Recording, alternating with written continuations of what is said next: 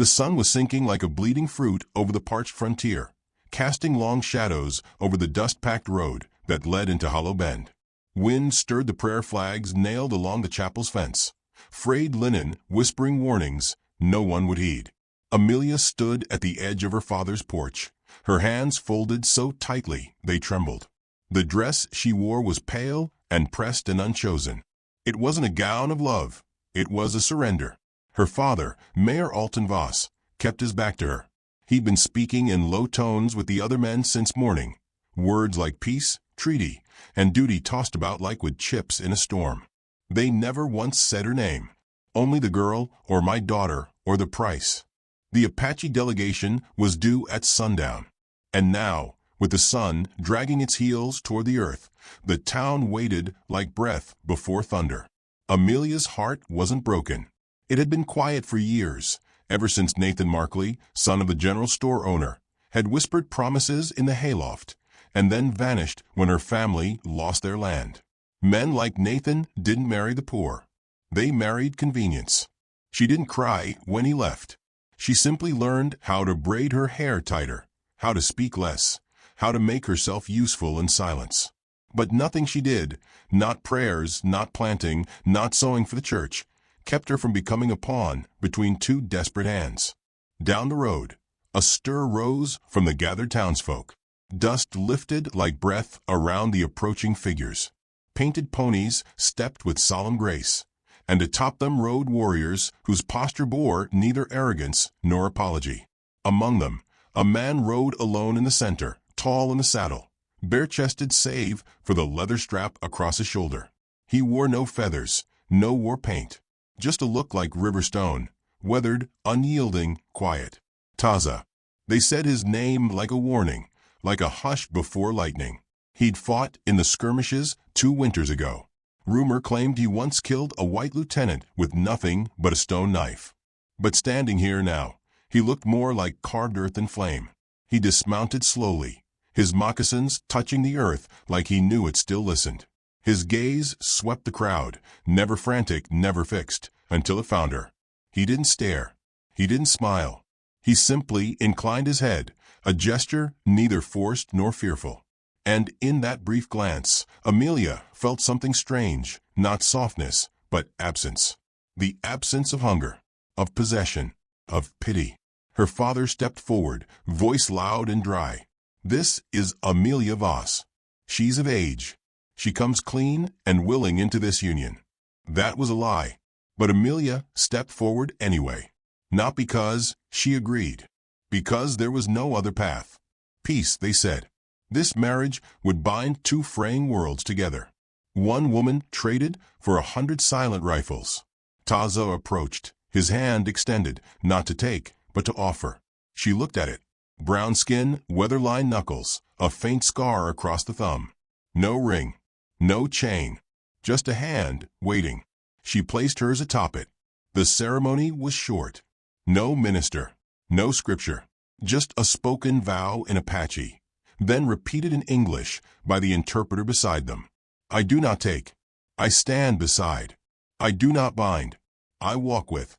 Taza looked at her then, not through her, not over her, at her, like a man who understood that names mattered, that pain left shadows, that peace was not a gift, but a building. She nodded once. It was done. The sun dropped below the rim of the world. They left at first light. No music, no farewells, just hoofbeats and the brittle hush of dawn. Amelia rode behind Taza on a small dun horse, her skirts gathered, her grip light on the saddle horn. She didn't speak, and neither did he. The land changed as they rode, brush giving way to red rock, sage, and low, whispering grasses. Here, the world was older, not broken by fences. The sky wore its full width like a cloak. By midday, they stopped at a creek. Taza dismounted and helped her down, not roughly, not with haste. Just steady, respectful movements. He handed her a flask of cool water and walked a few paces away to sit in the shade. She studied him. His back was strong and scarred, his hair braided with small bits of bone and copper. He didn't watch her, didn't try to charm or tame her. He simply was, present, patient, like the stone that doesn't move for storm or sun. Amelia sipped the water. It tasted of pine and silver. For the first time since leaving the town, she breathed a little deeper. They made camp as twilight painted the canyon gold. He built the fire. She unpacked the provisions. Their silence wasn't heavy. It had shape, texture, rhythm. Like two musicians who hadn't yet found the same key, but weren't rushing. When night came, he unrolled a blanket for her near the fire, then walked farther off and laid his own in the dust. She blinked. He wasn't sleeping beside her. He hadn't touched her, hadn't assumed, hadn't spoken of the marriage since that porch. Her body had been handed to him like livestock, and yet he left it untouched. Some part of her softened. Not into love, not yet, but into curiosity. She laid back, eyes open to the sky. Stars bled across it like spilled salt. A coyote called from the ridge. In the quiet, she remembered her mother's words from childhood. Marriage is more than closeness. It is choosing to stay when you are free to go. Amelia didn't know yet what kind of man Taza was, but he hadn't taken anything from her. And in a world that had only ever taken, that felt like the beginning of something worth noticing. The fire crackled between them, a slow warmth, a truce not of nations, but of hearts beginning, ever so quietly, to listen. The Apache village sat like a song unsung, nestled between red cliffs and the winding arm of a creek that had not yet run dry. Amelia arrived to no fanfare, no ceremony, only the weight of 100 eyes watching her dismount, some curious, some wary, none unkind. The people moved like water shaped by time. No one rushed. No one explained. The language spoken around her was soft on the edges, guttural in the center, and entirely foreign. But the quiet was not cold. It was simply what lived here. Taza said nothing as he led her past stone-ringed fire pits and hides stretched on frames, toward a small dwelling half sunk into the slope. It was not much, just a rounded earth lodge with a willow-framed door and the smell of ash and cedar lingering like memory. He gestured for her to enter first. Inside it was dim and clean. A low bed of furs in one corner. Baskets lined the wall. She moved like a ghost, unsure of where to place herself. He set her things down, but made no move to unpack them. Then he pointed to the hearth and the kettle beside it. He mimed fire, water, warmth. Then he stepped out. She was alone. Amelia sat, hands folded in her lap, back straight as the good women of Hollow Bend were taught. But her shoulders ached from holding dignity too tightly. She glanced around. Everything here had been made by hand, stitched, woven, carved. Every item bore marks of care. This was not savagery. It was skill shaped into survival. Hours passed. Taza did not return until dusk, carrying bundles of wood and a wrapped parcel that smelled faintly of meat. He placed them down without speaking, stoked the fire, and left again. When he returned, he handed her a bowl and a wooden spoon, then sat a good distance away to eat his own. She tasted the stew, rich, earthy, unfamiliar but nourishing. She kept her eyes down, but her ears listened.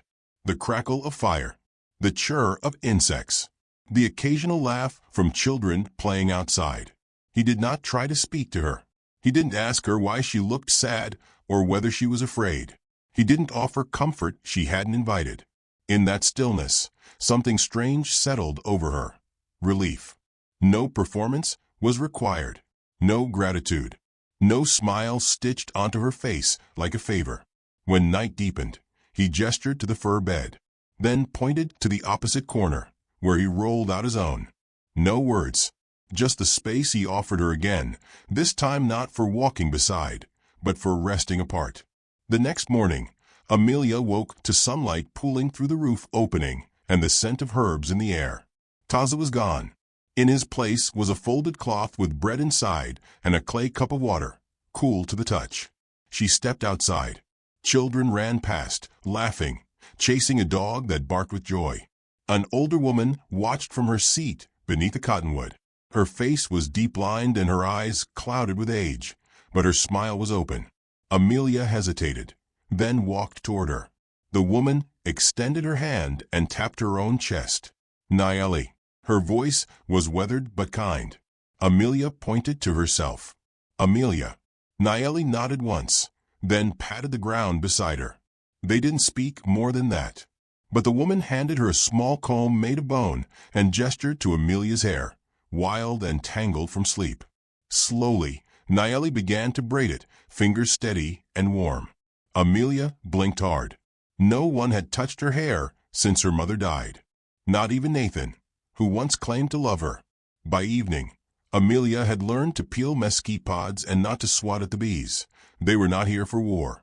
She observed the way the people moved, how even silence had structure. They were not secretive. They were deliberate. Taza returned at sundown, a rabbit slung over his shoulder. He saw her sitting with Nayeli and didn't interrupt. Instead, he set about preparing food. When it was ready, he called softly, her name, this time. Not wife. Not girl. Amelia. She rose and joined him.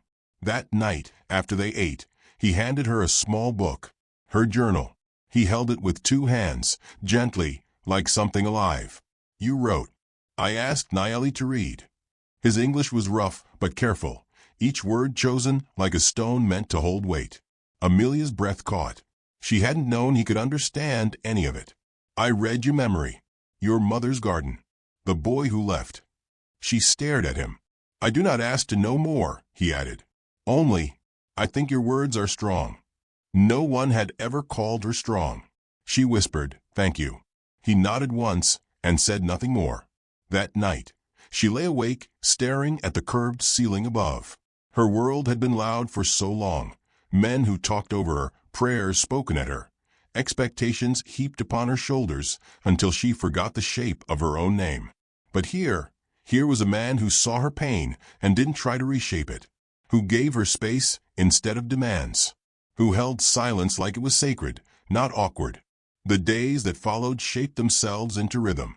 Amelia learned to grind corn between stones, to listen for rain in the wind, to walk barefoot without flinching. The children began to wave at her. One gave her a wildflower with a crooked stem. She tucked it behind her ear and wore it all day. Taza watched but never intruded. When a neighboring band arrived for a gathering, she was introduced, not as a prize or an outsider, but simply as Amelia, the wife who came without war. One woman clapped her hand over Amelia's and said something in Apache that made the others nod. She didn't understand the words, but the meaning settled into her bones like warmth. Not everyone welcomed her. One young woman, sharp-eyed and quick, whispered something whenever Amelia passed. But even that held no poison, only curiosity wrapped in caution. One afternoon, Amelia watched Taza teaching a young boy how to string a bow. The boy fumbled, frustrated. Taza didn't scold. He simply tried again and again until the child succeeded. Then he clapped once, no loud praise, no boast, and returned the bow. Amelia saw then what she had not seen in any man before.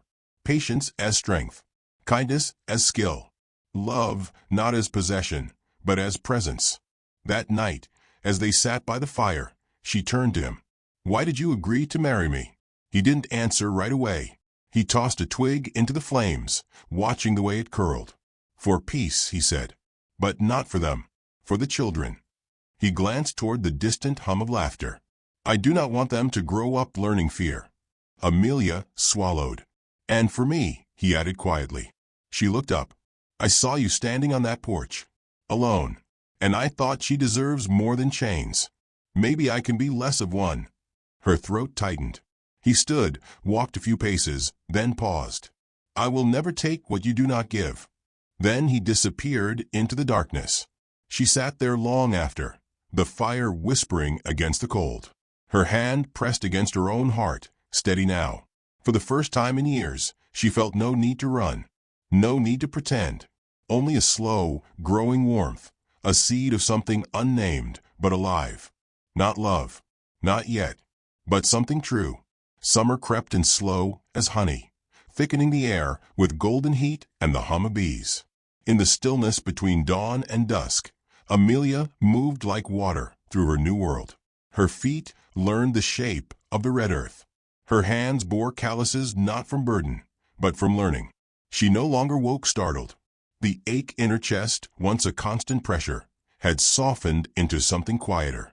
Not quite peace, but near it. Each morning, Taza left before the sun broke. She'd find the traces of his presence, a folded blanket, a cooled ember, the scent of sage on the wind. He always returned before night, never explaining where he went. She never asked. There was trust in the not knowing, in the way silence held no secrets here, only respect. One morning, as she walked to gather yucca root with Nayeli, Amelia tripped on a jagged rock hidden beneath dry leaves. She didn't cry out, just grit her teeth and tried to stand. But the sharp pain sliced through her ankle, and the world tilted. Nayeli turned quickly, concern blooming in her weathered eyes. She whistled sharply. By the time Amelia blinked through the sting, Taza was there. He lifted her without a word, his arms steady and warm against her body. She hadn't expected the gentleness. His touch wasn't hurried. It wasn't possessive. It was careful, like lifting something sacred from the ground. Back in the lodge, he placed her down gently and unwrapped her boot. Blood had soaked through the side. Amelia winced. "You stepped where stone hides," he murmured, his brows furrowed as he examined the wound. She half laughed, breathless. "Seems fitting." He looked up. "Why?" "I never see things till I'm standing in them." A pause. "Some things," he said softly, "are only seen after pain." He wrapped her foot in crushed herbs and cloth, hands cool and methodical. He didn't meet her gaze, but his closeness was a balm in itself. That night, she lay back on the bedding, eyes tracing the dim glow of firelight against the ceiling. Taza sat near, his shadow a quiet sentinel. He spoke little, only offered sips of water and cooled her brow with a damp cloth when the fever came. Days passed like that. In slow turns of light and dark, her body mended, and so did pieces of her she'd long abandoned. She began to speak in fragments of Apache, words for wind, for sky, for ache and healing. The children giggled at her pronunciation, but Taza only nodded, correcting her gently. One evening, when she could sit upright again, he brought her a small bundle. Inside was a carving, a bird mid-flight, wings curved upward, etched from smooth riverwood. "I made this," he said, "when I was young, after my brother died." Amelia ran her fingers over the wings. "What bird is it?" He paused. "One that flies alone, but not because it wants to." She looked at him, something warm rising in her throat. "You still carry him?" "I do. Not as burden, as shape. He made me what I am." Amelia pressed the carving to her chest. "I've been trying to forget pieces of myself," she said, voice thin, "as if grief made me wrong." Taza's eyes didn't waver. "You're not wrong. You are surviving." That night, she dreamed of her mother's garden. The rows of tomatoes, the humming of bees, her mother's hands planting seed after seed in dry soil, whispering hope into the dirt. When Amelia woke, Taza was asleep in his usual place, not close, not far. She rose carefully, limping to the doorway. Outside, the moon was a soft sliver above the cliffs. The world was hushed, wrapped in silver and shadow. She stood there a long while, watching nothing, watching everything. Behind her, she heard the shift of movement, Taza rising. She didn't turn, but she felt the warmth of his presence near. "You don't sleep much," she said quietly. He exhaled. "Dreams come late. Leave early. Bad ones." He nodded once. She didn't ask more. Instead, she said, "I used to dream of escaping, then of returning. Now, I just want to stay where I'm not expected to be anyone but who I already am." She felt him shift beside her. Not touching, just there. "You are not here to be anything but yourself," he said. The moon climbed higher. After a pause, she said, "Do you miss her?" He didn't ask who. "My brother's wife," he answered. "She died in childbirth. The child, too." "I'm sorry." He nodded. "So am I." She turned then, slowly. His face was unreadable, carved by shadow, lit by ember glow from the fading fire inside. But there was no hardness in him, no wall. He said, "They gave us this marriage to stop war. But it did not begin war." She tilted her head. "What did?" His eyes met hers. Fear. And the belief that we are different enough to hate. Amelia looked down at her hands. I used to think your people were fire and fury. But you move like stone. Quiet. Steady. And you, he said, are not breakable. Only bending. She smiled, the first real one in weeks. I feel seen. You are. In the days that followed, Amelia's limp faded.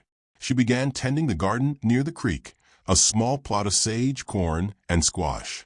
She found peace in planting again, in pressing her hands into the soil without being told to. One afternoon, she caught Taza watching her from a distance, arms crossed. His mouth didn't smile, but something in his eyes did. She waved him over. He walked, slow and measured. Will you help me dig? She asked. He knelt beside her, silent, and began working the soil. Side by side, they tilled the earth. In the hush between them, something grew. Not spoken, not demanded. Just felt. She didn't call it love. Not yet. But it had roots. And it was blooming. The storm came without thunder, no clouds, no rain. Just the sound of hooves in dry earth and the smell of sweat and tension carried on the wind. Amelia was in the garden when she heard them, her hands wrist-deep in soil. She stood slowly, brushing dust from her skirt, heart stuttering in her chest. The Apache children playing by the river stopped laughing. A bird took flight from the cottonwood, wings flashing against the afternoon sun. They came from the east, dust trailing behind them like ghosts unburied. 5 men, rifle-strapped, faces drawn. And in their midst, his hair slicked, coat too fine for this place, was Nathan Markley. Amelia's breath caught. She hadn't spoken his name in weeks. Taza stepped out from his lodge before they dismounted, shoulders square, gaze steady. He didn't reach for a weapon. He didn't need to. His stillness was its own kind of power. The tallest rider, Deputy Mace, raised his hand in mock greeting. We've come on behalf of Hollow Bend. There's trouble. His eyes flicked toward Amelia. Nathan's followed, hungry and full of something she hadn't seen before. Not love. Ownership. Amelia's hands curled into fists. Nathan dismounted and stepped toward her. Amelia, he said, voice polished, as though practicing it like a speech. Thank God you're alive. She didn't answer. We thought you were taken, that they'd hurt you. I wasn't taken, she said, and I haven't been hurt. The men exchanged glances. Nathan's mouth twitched. Amelia, I don't know what you think this is, but your father's worried sick. The town's falling apart. The Apache are being blamed for the cattle raid last week. 20 head missing. We need answers. And we need you back. Taza stepped forward, calm as dusk. We took no cattle. You expect us to believe that? Mace barked. Rustlers don't carry calling cards. Nathan turned toward Amelia again. Look, I understand. You were scared. But this doesn't have to last. I told your father I'd bring you home. I meant it. He reached for her hand. She pulled it away before he touched her. I'm not going back, she said quietly. His eyes hardened. You can't mean that. Amelia took a step closer to Taza. I do. The silence between all of them cracked like dry earth. Mace spat into the dust. You're saying you're one of them now? No, she said. I'm saying I'm not yours. Taza said nothing, but he moved a half step closer to her, not protectively, simply in solidarity. Nathan's voice turned bitter. You think this is real? He doesn't love you. You're just a tool to him. This was a bargain, Amelia. A war leash. He's not your husband. He's your captor. Amelia's throat tightened. Her heart pounded so loudly it nearly drowned her voice. He's never touched me without permission, she said. He's never lied to me, or left me behind. Can you say the same? That struck. Nathan's face flushed. Before he could answer, a small voice called out from behind the lodge. It was a boy, maybe 7, holding a wooden toy tied with twine. A bell dangled from its neck, a rusted cattle bell. The men turned, startled. The boy ran forward, showing Amelia his toy proudly. It makes noise, he said. I found it in the arroyo. Mace's eyes narrowed. He took the toy, examined the bell. Walcott Ranch brand, he muttered. These cattle weren't stolen by Apaches. This bell's been broken a long time. Nathan looked away. The truth had undercut his fire. Still, he tried once more. You don't belong here. You know that. Amelia looked at him, and for the first time, she didn't feel anger. Just distance. The kind that comes not from betrayal, but from outgrowing the lie you once believed was love. I belong where I'm seen, she said. And you never saw me. She turned to Taza, who hadn't moved, who hadn't spoken a word in defense or explanation. His calm was not silence. It was steadiness. She reached for his hand, this time not out of necessity, but by choice. He took it gently. Mace shifted uncomfortably. Well, seems this visit's over. They mounted up. Nathan lingered a moment longer, as if waiting for her to change her mind. But she didn't flinch, and he didn't speak. They rode away as they'd come, carrying dust and defeat. When they disappeared beyond the ridge, the village exhaled. That night, Amelia sat with Taza beneath the stars. The fire was low. Her hand still rested in his. No words passed between them for a long time. At last she said, I didn't know I was waiting for someone to see me. Until you did. He didn't answer, but he turned his hand and wove their fingers together. That was answer enough. What had begun in bargain now flickered with something else. Not duty, not safety, but choice. And from that soil, something more than peace was growing. The season turned. The wind softened, the earth wore green again, and the creek sang louder in the afternoons. Amelia stood by the garden plot, her skirts dusted with pollen, hands dark with soil. She worked without thought now, no hesitation, no second-guessing. Each seed pressed into the dirt was a quiet vow. I am still here. I am still growing. The village no longer watched her with guarded eyes. Children waved without shyness. Nayeli brought her berries with a sly grin. Even the young woman who once whispered behind her back now offered Amelia dyed thread and a nod of respect. But it wasn't approval she sought. It was belonging that had finally, without ceremony, wrapped its arms around her. She felt it strongest in the little things. The way her name, spoken in soft Apache syllables, no longer startled her. The way her hands moved through the motions of living without having to remember them. The way she no longer waited for the world to ask her to prove her worth. And Taza, he was no longer a stranger, no longer the man she'd been given to. He was the man she chose each day, not through humiliations or touches, but in the space they held between them, tender and true. He carved her a comb of river bone and left it on her blanket without a word.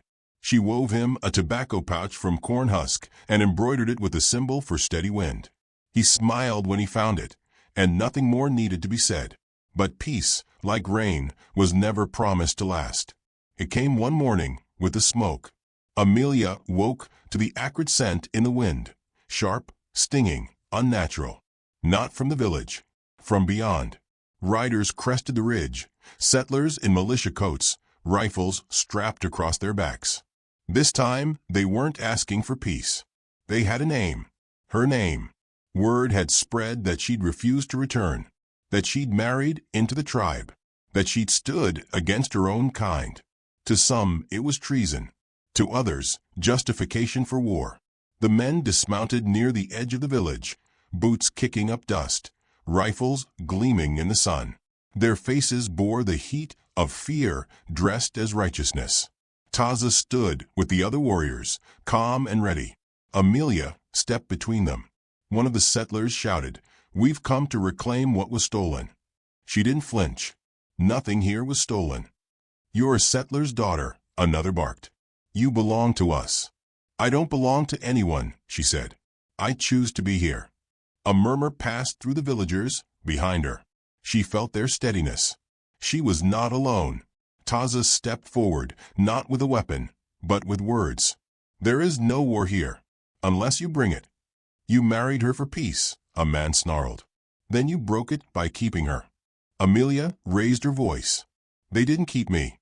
I stayed." She moved beside Taza and took his hand, not a symbol of obedience, but defiance. Another settler leveled his rifle. Everything slowed. In a single breath, the village shifted, warriors stepping forward, children whisked behind elders, bows drawn but not loosed. Amelia did not run. She looked the man in the eyes. "This is my home," she said, "and I will not let you burn it down because you couldn't control me." The wind lifted dust around them. For one long, ragged moment, the world held its breath. Then a voice rose from behind the settlers, Mayor Voss, her father, older than she remembered, his hat in his hands. He stepped between the rifleman and his daughter. "That's enough," he said, voice rough with shame. "This was never about peace. It was about pride, and I've already sacrificed enough daughters to that altar." He turned to Amelia, eyes shining. "I was wrong," he said, "and I'm sorry." She didn't answer, not because she didn't forgive him, but because some things needed no reply. The men, shamed or shaken, lowered their weapons. One by one, they turned their horses. Smoke still lingered, but the fire never came. When the dust cleared, Amelia stood in the silence and knew what had happened wasn't just a turning point. It was a name being earned. That evening, by the fire, Taza took her hand and led her to the village center, where the elders sat in a circle. He spoke in Apache, words that danced like flame. She understood little, but she felt everything. When he finished, Nayeli approached, holding a strand of beads and a feather dyed in river blue. "She is no longer Amelia of the settlers," the elder woman said. "She is woman who stayed. She is root that did not break." The beads were placed around her neck, the feather tied in her braid. Taza looked at her with the soft pride of one who had seen the seed and stayed to watch it bloom. Later, beneath the open sky, Amelia whispered into the quiet, "Did you ever doubt me?" Taza brushed a finger across her brow. "Not once." She leaned into him, not to be held, but to hold. They didn't speak of forever, only of tomorrow, because forever wasn't in the promise. It was in the choosing, again and again. And so the settler girl who had been traded like cattle, who had been forgotten and underestimated and nearly burned away, found herself not claimed, not rescued, but named. Not as wife, not as daughter, but as something earned. And that was love. Not loud, not wild, but truer than any vow the church ever wrote. It had no chains, only roots.